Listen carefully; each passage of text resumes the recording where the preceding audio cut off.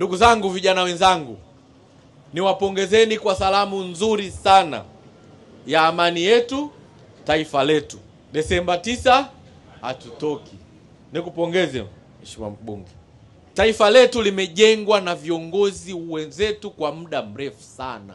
Kabla ya uhuru, baada ya uhuru, wazazi wetu, babu zetu wamepambana kwa ajili ya taifa letu.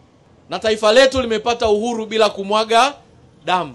Wazee wetu wamekwenda kwenye mazungumzo kwa miaka yote. Jana tumepata nafasi ya kumsikiliza rais wetu wa Jamhuri ya Muungano wa Tanzania.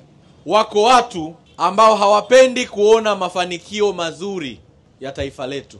Wako watu wenye roho wanasema ya korosho kwenye mafanikio ya Tanzania. Na mara zote watu hawa wanapenda kuingia kwenye makundi mawili. Kundi la kwanza ni la vijana, kundi la pili ni vijana au mtu yoyote ambaye anahisi hana ajira.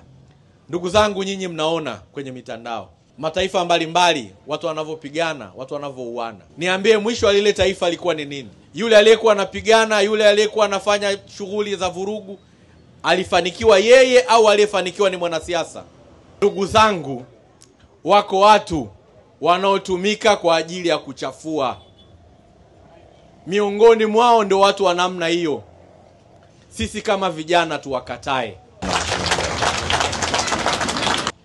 Amani yetu, taifa letu, Desemba 9 tuwakatae. Liko jukumu la sisi kutafuta maisha yetu.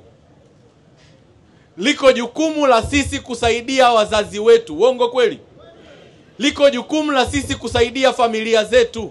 Nilikuwa namuuliza hapa ndugu yangu shemeji, kwamba mniambie maisha yako yalikuwaje? Akasema unaona hawa, na mimi maisha yangu yalikuwa hivi. Nimeingia Dar es Salaam hapa sina kitu. Uongo kweli? Leo hii ndiye mbunge wetu anaenda kukaa kwenye bunge la Jamhuri ya Muungano wa Tanzania.